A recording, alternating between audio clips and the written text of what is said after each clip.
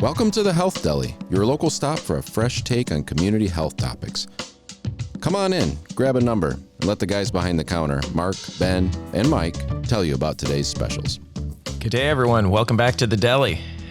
Today in the deli, obviously we are missing one individual. So it's just Mark and myself and Andrew here in the deli. Yeah, what is Ben up to, you think? I don't know. Laying on a beach somewhere, probably? Probably, darn kids. Yeah, probably. Well, how things been going? Good. How are you? I don't want to talk about it. Andrew. That good, huh? Oh, just shut up. Andrew, how are things over there? Oh, summer's looking good. But we've got a lot of rain recently. That's awesome. That's awesome. that leads into the seniors topic. Leads right into the topic. They're always talking about weather. Oh, that's right. Nothing else to talk about. Yeah. As long as old men talk about old women, as long as old women. Now, right now, the sun's shining here in the Health Deli studios. Yeah, but 10 minutes ago it was raining. Yeah. But it's always sunny in the beautiful Health Deli studios here at the Ferris Television Digital Media Production. That's true. Area. So thank you. We're getting ready. We're closing in on the end of season 3. It's in sight. Yeah.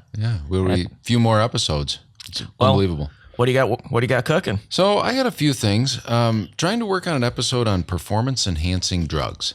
Kind of why they're bad, how they work, that kind of stuff. I mean, you hear a lot about it in the media. So performance, you mean like dancing or artists and stuff like that? Theoretically, potentially, but more about, running, athletics, increasing strength, endurance, those kinds of things. No knowledge about any of those things. Right. You have no strength or endurance, so why would you? Amen. Yeah. Wow. Yeah. Hey, I'm sure I'm working on things too, but what are you working on? I actually care. No idea. It'll be a surprise to all of us. Good. But what I did work on is let's try to have Andrew pronounce a medical word again today. And so, Andrew, your time to shine. All right, I'm looking at it. Oophorectomy. Oh, ding, ding, ding, ding, ding. He actually got it. Whoa. Oophorectomy. And do you know what that means, Andrew, without looking? Nope. It's the surgery to remove one or both ovaries. So there you go. Okay. Yeah. It's a common to also have is it salpingectomy? It's another addition to the oophorectomy, and that's also hard to pronounce. So no, I can't even get that one. Yeah. Let's get off this topic before we get ourselves into trouble, shall we? Let's. And why don't we go ahead and jump right into our first question. My name is Bill from Portage. Why do older people seem to have problems remembering things?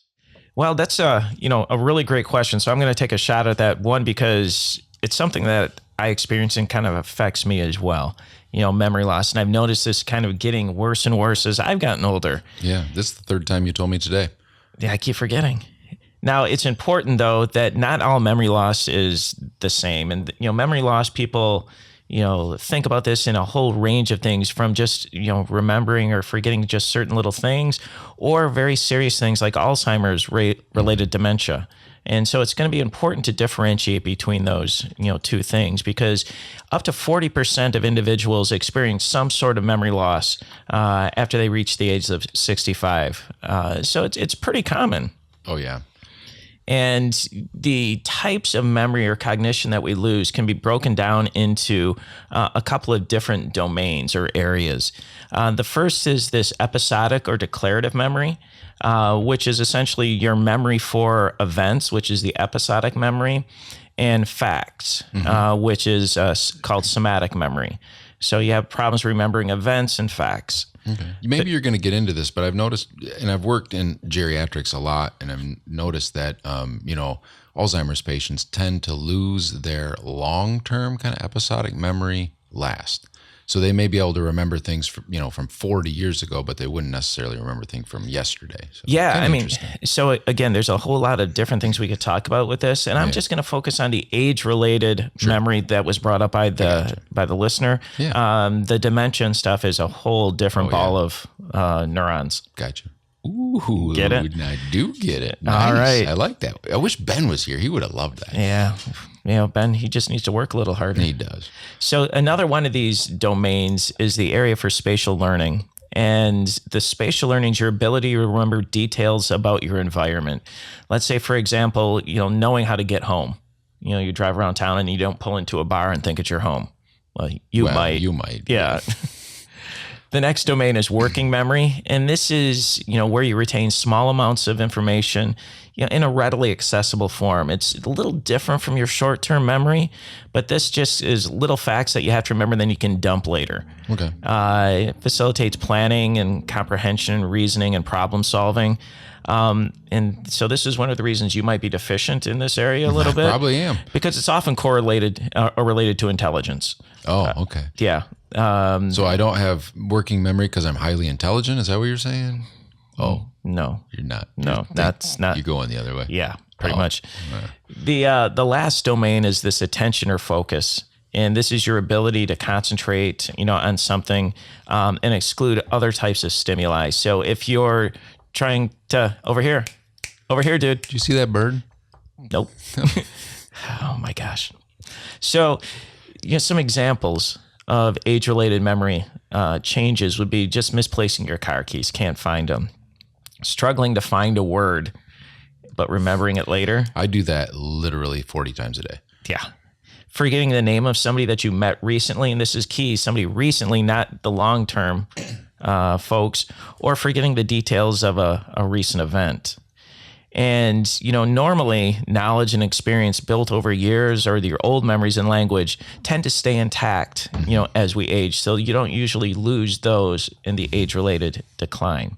Kind of like what you were mentioning about long versus short-term memories. Mm-hmm. And the reason why, so this is something I've wondered about. It's like, I just accept that my memory's going, but I never really stopped to think why. And there's a couple theories related to why that happens. The first relates to the hippocampus, which is part of your brain. And this is the part of the brain that's involved in the formation or retrieval of memory. Mm-hmm.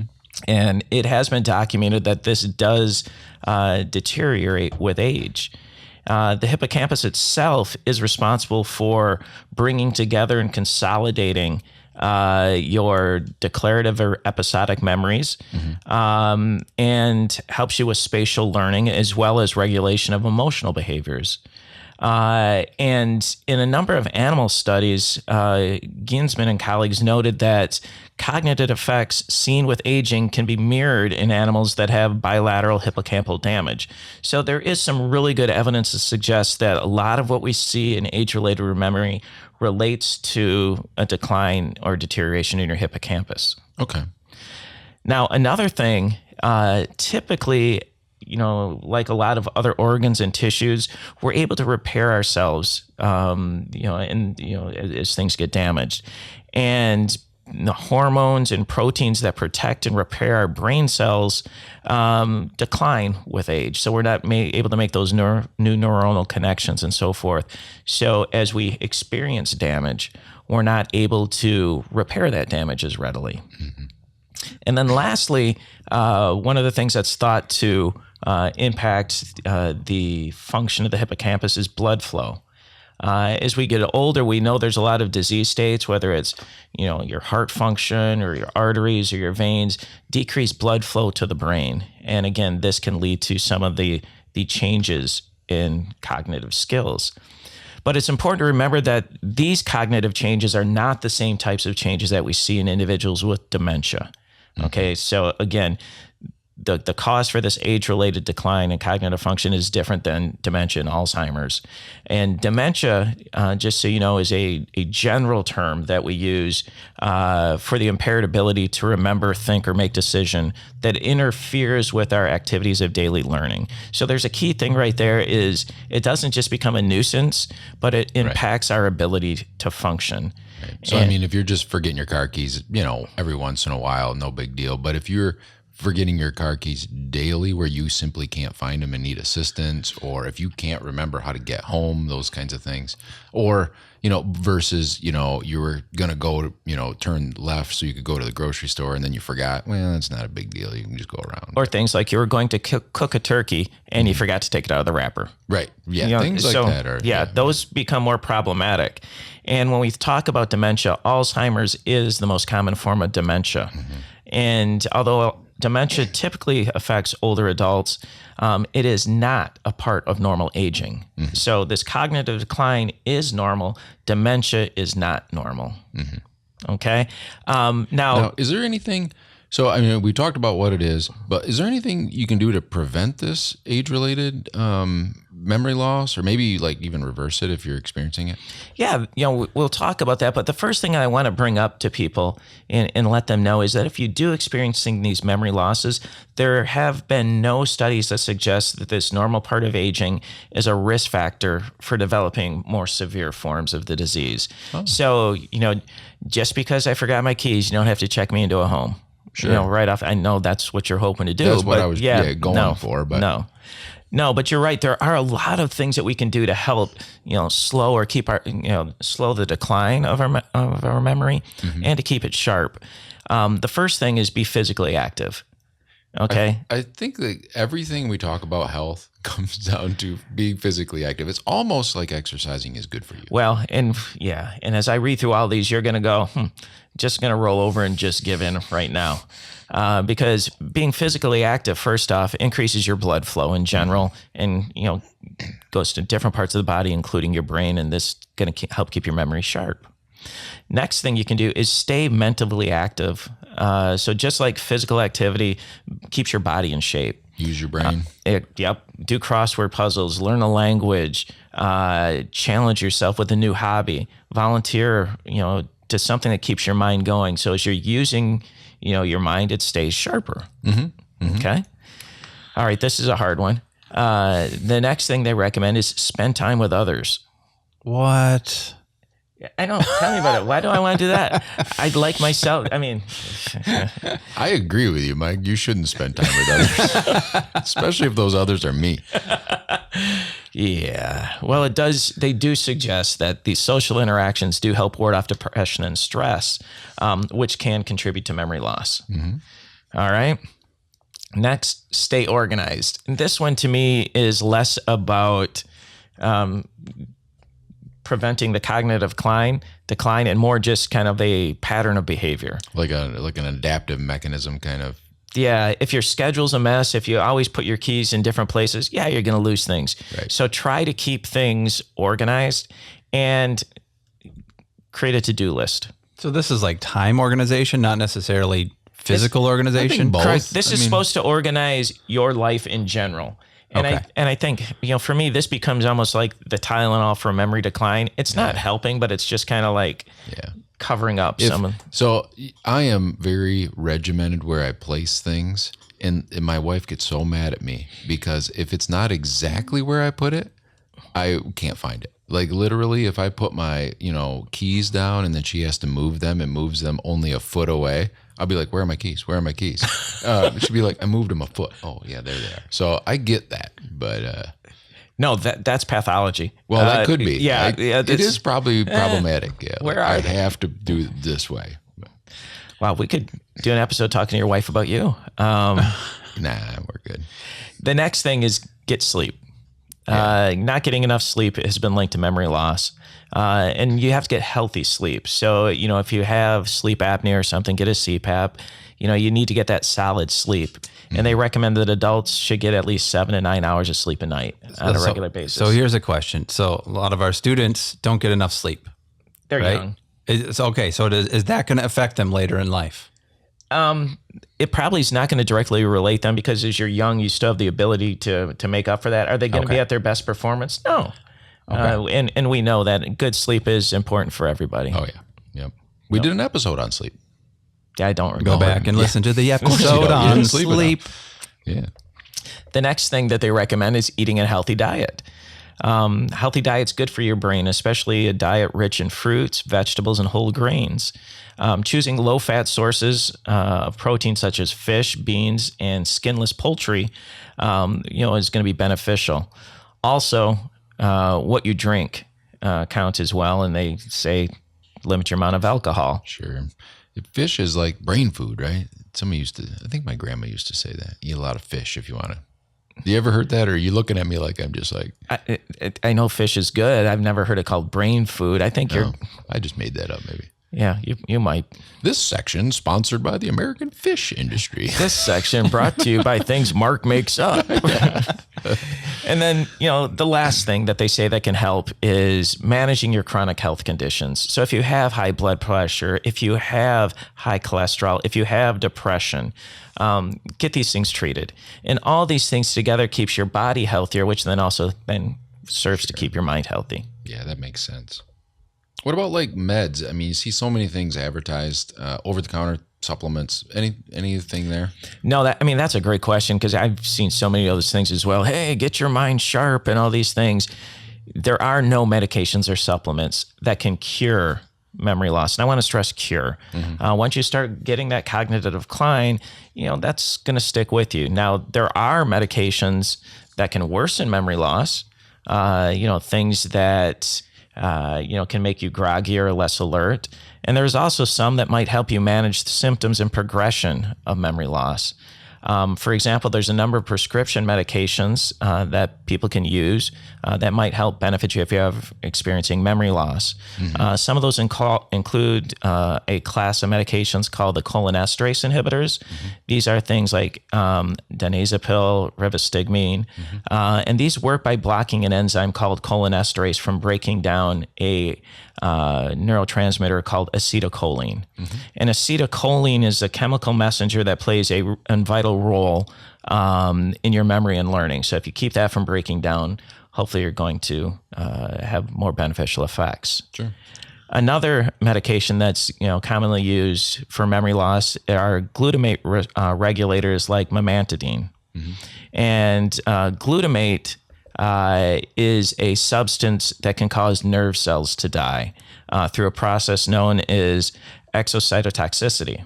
And if you are kind of blocking the effect of that glutamate in the central nervous system, or keeping it at a more optimal level, you're going to slow the death of the cells, theoretically. So those are prescription medications. And those wouldn't be for just kind of that normal, I'm forgetting my keys every once in a while. This is when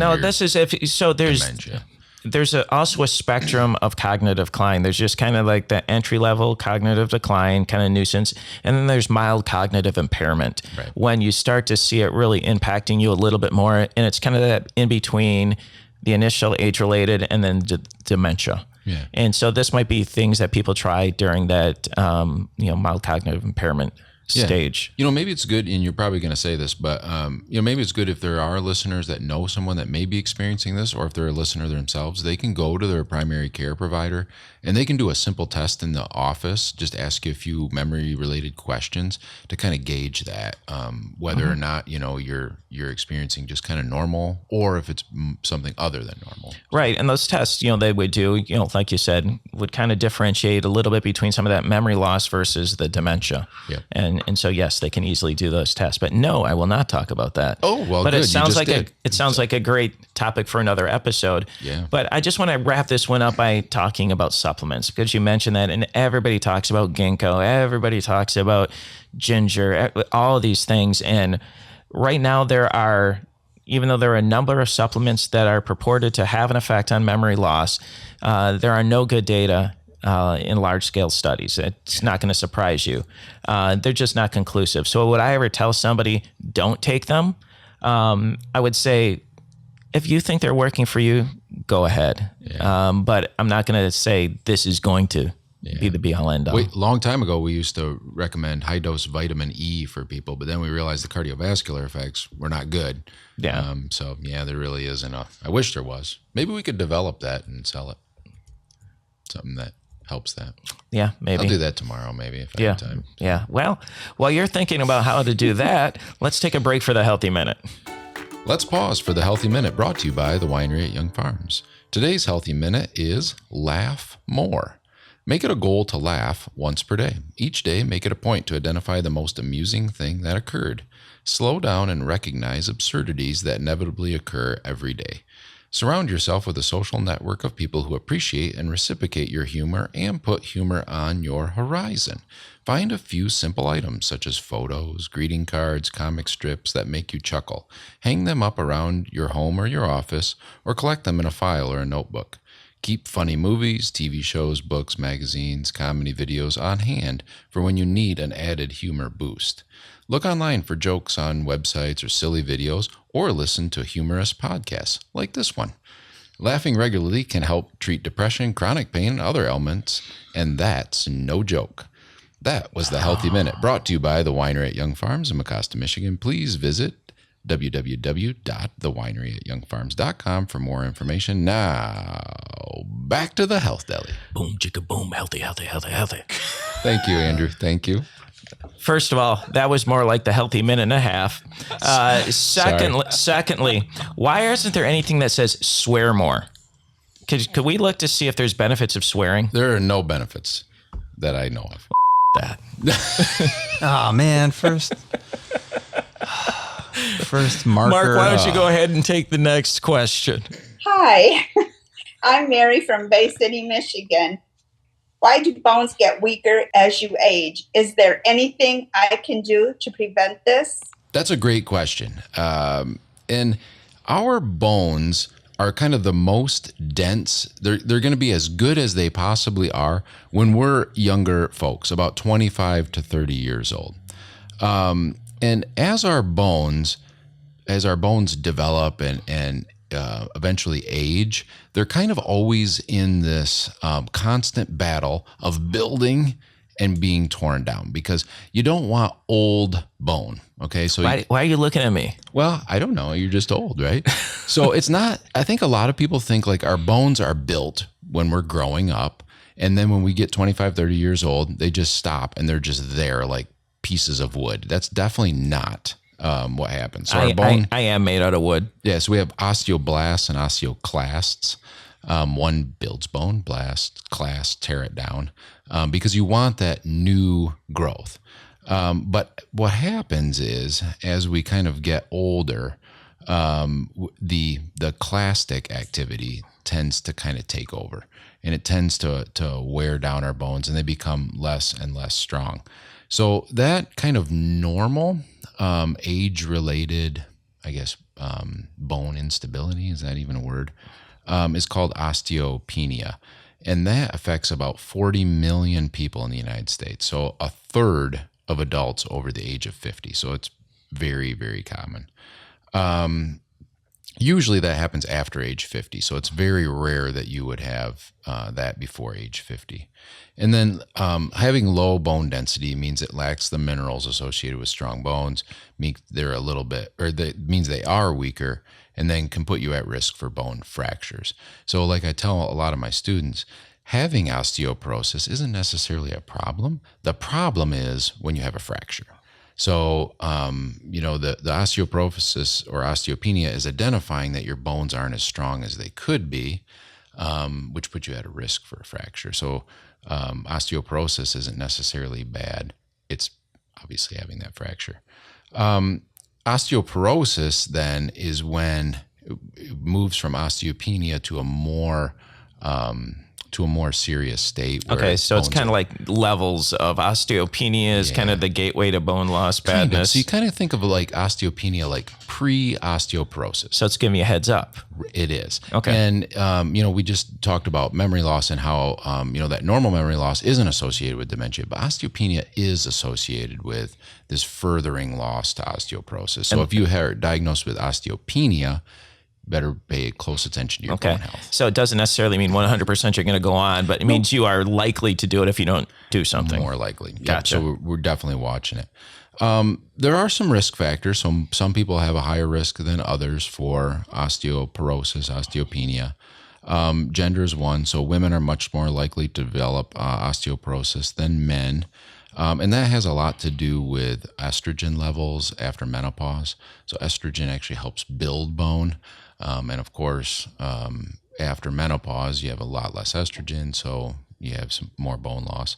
Age, obviously. So you're obviously at risk for I've been at risk for about 115 years now. Race also plays a part here. So you're at greatest risk if you're white or of Asian descent. Yeah, family history plays, genetics. You can never escape that. Body frame size as well. So men and women who have small body frames tends to be at higher risk.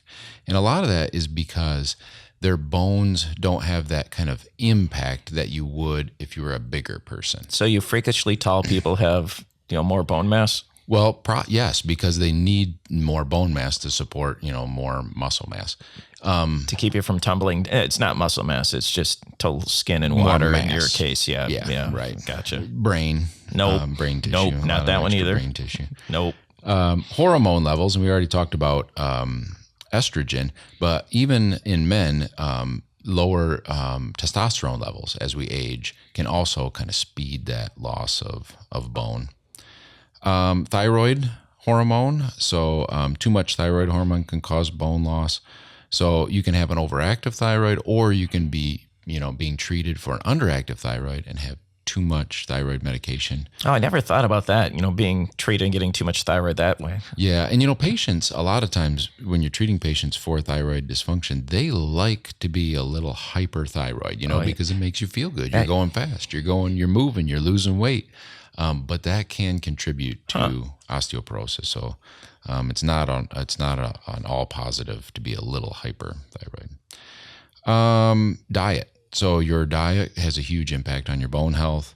Low calcium, we all know about calcium, right? So low calcium, low vitamin D, because you need that vitamin D to help build bone. Malnourishment, really in any form, is not good for bone health. One of the major risk factors, kind of from a dietary perspective, is gastric surgery. So if you have a sleeve or a band, you're not absorbing as many nutrients like calcium to build healthy bone. So those are patients that we look very closely at, even younger patients, to prevent bone loss. And that's definitely becoming more and more common because these gastric surgeries are more and more common these days. They are becoming more common. Maybe with the GLP-1 weight loss medications on the, being more popular, maybe the number of gastric surgeries will change. I have no idea, but if you've had that, really pay close attention to your bone health. Medications. So if you take medications like steroids, those are notorious to cause bone loss. Also, medications called proton pump inhibitors, so your over-the-counter GERD medications, can also increase bone loss. I dated a GERD once, or maybe that was a GERD. I can't remember. I can't believe you dated anybody. I'm going to pronounce it wrong, but famotidine or famotidine? Yeah, that one. I take that one quite a bit. Is there... So great question. So proton pump inhibitors are your omeprazole, your pantoprazole. There's a whole bunch of the ozoles. Okay. Those work really well. Mm-hmm. They work so good that they change the pH of your stomach, so the acid level in your stomach, so much that you actually don't absorb calcium as well. Okay. So those are really bad for bone health. Sure. Because, you're taking this for 40 years, a lot of people, and you're not absorbing the minerals you need because of that. Okay. Now, famotidine works good. Okay. But not as good as PPIs. Sure. So is it great for bone health? Not really. But it's not terrible either, because it doesn't change the pH of the stomach as much. So as long as it's working, that's probably the better one to take. But if you take it long term, there may be. I'm going to give you a tool here in just a minute that you can use that can kind of predict some of your bone health. Okay. So, nice. So I wouldn't say just forget about it. I mean, keep it in the back of your mind that I need to think about bone health. Got it. And then lifestyle, like we talked about with pretty much every health topic, plays a huge part. So if you're a sedentary lifestyle, if you're not moving, your bones don't need to be as strong. Mine are like rubber bands. They are.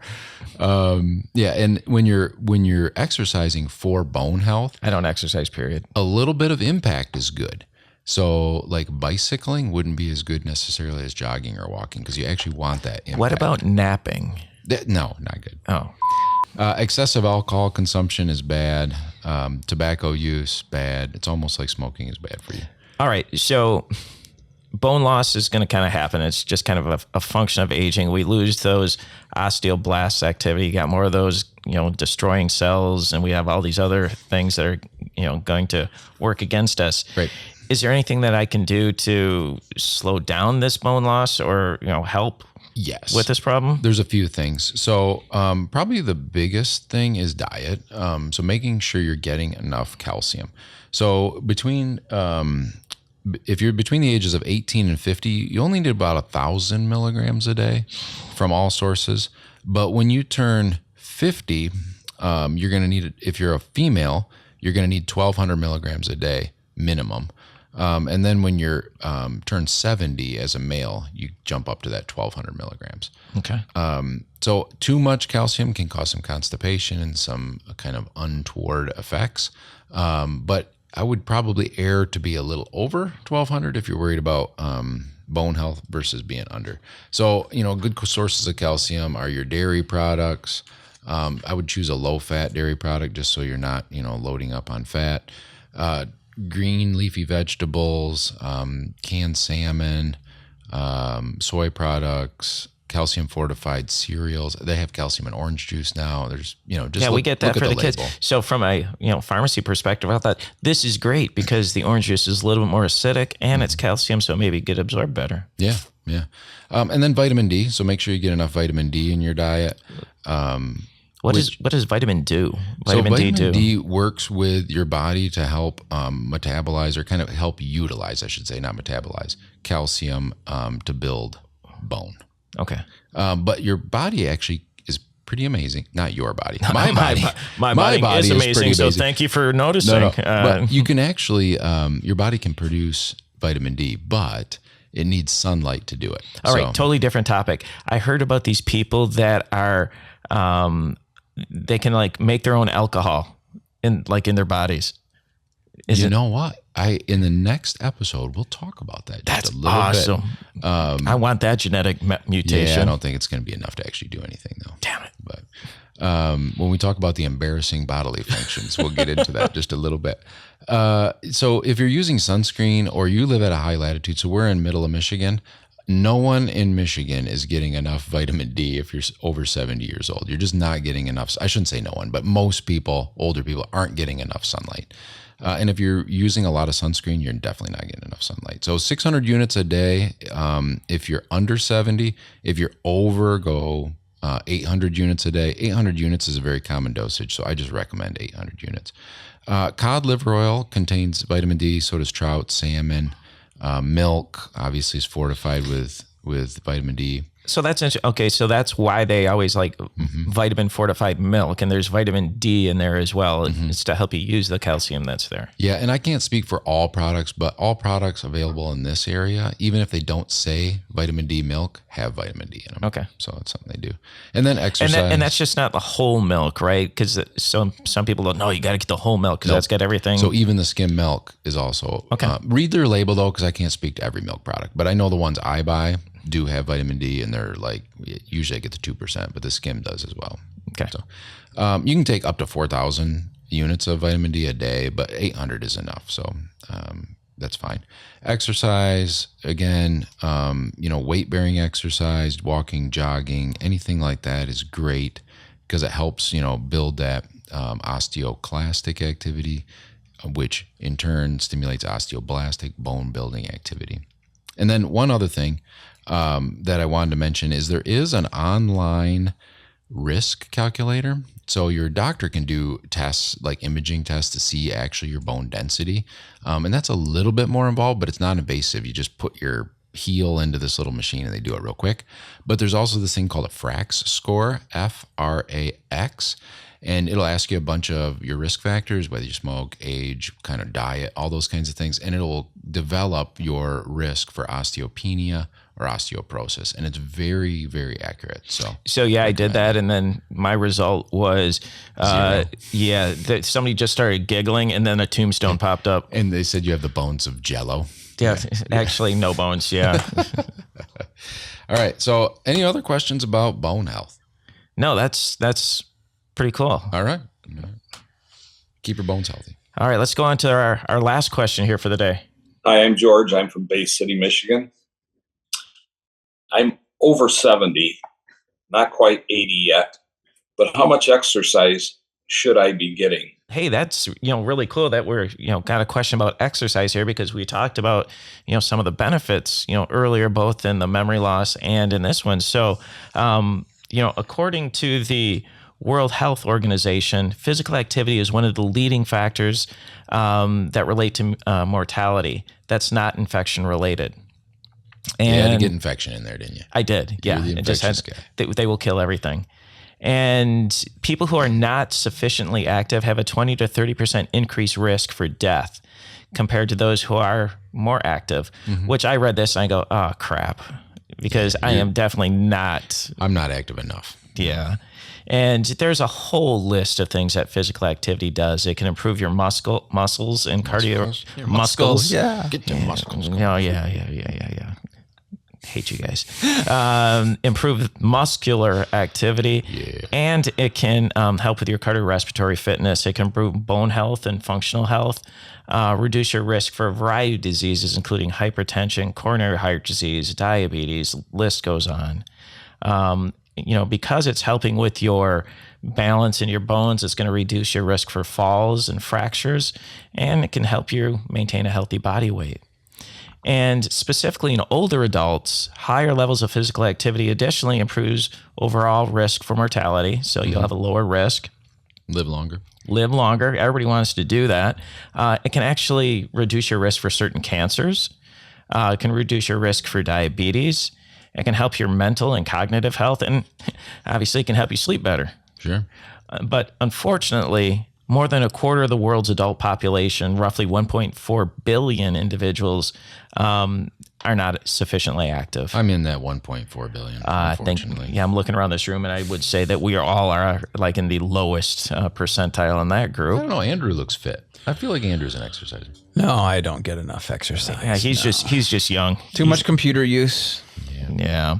And worldwide, there's 1 in 3 women and 1 in 4 men do not get enough physical activity. So women get more active, for this. Probably why they live longer. Because they're not getting run over by cars when they're trying to run and stuff like that. No, it's probably because they're, you said more. Never mind. Okay. Numbers are hard. I only know 30%. This is 30%. Yeah, that's why I know that. Okay, 30% of women and 25% of men do not get it. Okay. Yeah. And they live longer, so maybe, I'm not. Exercise is good for you. I can't make that argument. All right, so what about this? If you lived in a high income versus low income country, do you think higher income would be more physically active or less? Less. I'm going to say less. You don't need to work. Yeah, exactly. So individuals in higher income countries have decreased physical activity and are increased risk for all these problems. I can see that. And there have been absolutely no improvements in global levels of physical activity since 2001.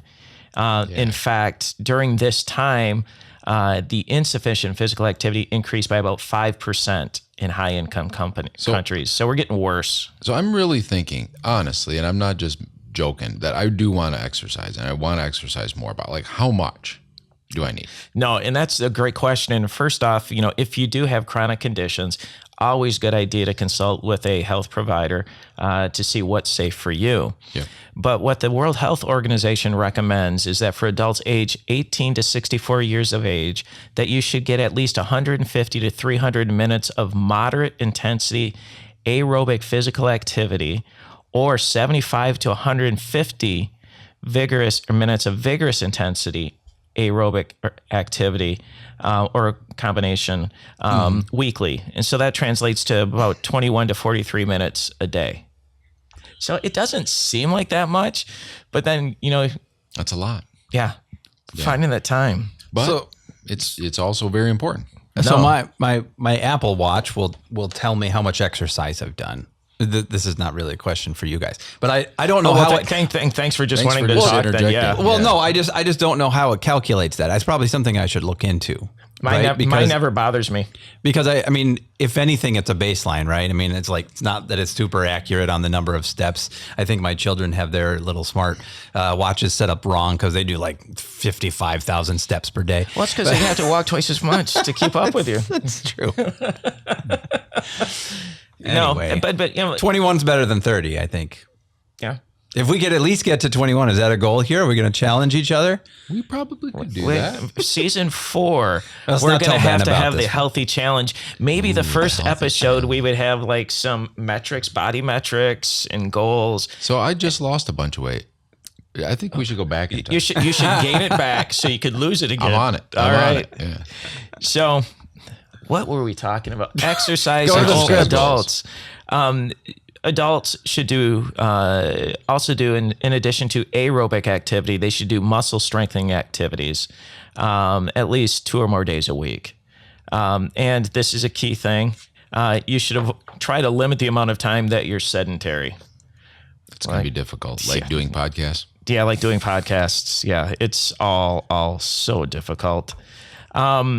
Now, specifically for individuals, the question came from an individual that was greater than 70 years of age, and for adults 65 years and above, same recommendations for adults. So the same levels of activity. Okay. But as part of their weekly activity, older adults should try to incorporate things related to functional balance and strength training, to help prevent falls as well. Okay. That makes sense. So I mentioned aerobic activity and aerobic exercises, and just to give you an idea of what that means you're using large muscle groups and consume more oxygen. So anytime you have to, breathe heavier, that's usually an aerobic exercise. And some examples would be things like walking, jogging, cycling, and swimming. And conversely, muscle strengthening exercises are the ones that make your muscles work harder than they usually do. And this way you build endurance and strength. So that would be like anaerobic, or not necessarily? Not necessarily anaerobic. So, or anaerobic versus aerobic. Anaerobic means like your muscles do work and uses all so this much work. It's using more than you can supply, right? Yeah, and doing a different type of metabolism. So it doesn't necessarily mean to get to that level. Okay. In terms of the types of exercises for strength training, we usually think of weight machines, resistance bands, and things found at the gym. But there are a number of things we can do, even around the house to help with strength training. We've got some that we'll list out on the website, but just doing things like squats, like, standing in front of a chair and almost sitting down and holding it there and then going back up. That's hard. Instead of doing, everything's hard for you, wall that push-ups. Right. So you don't have to do a regular push-up, especially when you're older. You can put your feet away from the wall and just push against the wall just to, work out those upper body muscles. There's these things called toe stands. So you can, again, hold onto a chair for balance and then raise up on your toes. And that's going to help you, strengthen your legs and help with your balance. You can do things for your grip in your hands. You can get a tennis ball and just grip that and work on those. And then you can have... Oh yeah, Andrew's doing something. I don't know if that's a wall. I think that was a toe thing. I think he was doing ballet. I don't know what the heck was going on over there, but I wish we had that on tape. Swan Lake. I'm not doing anything else over here. Yeah. Pretty Might much. as well exercise. Well, talking about your watch. And then the last thing are just these plank things. It's where you just kind of stiffen up your body and you lay straight or get in a position, and that helps your core muscle as well. So I'm envisioning for season 4. You, I, and Ben take a baseline, how many push-ups we can do, how long we can hold a plank, maybe some kind of like a running or something. And then we try to improve that throughout season 4. We have a couple check-ins. I like it. It. So I will say, there's nothing that I can do that would get worse. Right. So that's why we take a baseline. Yeah, my baseline might be negative. Right. Yeah. Wow. Season 4 is going to suck. It's not going to be, but we're going to be healthy. We're going to be healthy. Yeah, wow. Maybe. Wow. Getting healthy on the deli. Yeah, I like that. Man, I'm already starting to feel tired. I think I'm going to have to go take a nap now. Let's put the sign out. Yeah. Let's go fishing. Yeah, eat some bacon. Sit in a boat. Just sit in a boat, Thanks for stopping by the Health Deli to sample some of our wares. We're open 24/7 on Facebook and Twitter at The Health Deli, or visit thehealthdeli.com to send us a question or find any of our locations. Please come again. We will be regularly stocking the shelves with fresh content and new wellness specials. As always, we want to give a special thank you to Andrew Tingley and the crew at Ferris State University's Television and Digital Media Production Program. Until next time, so long from the Health Deli, where the topics are tasty, the takes are fresh, and the discussion is free.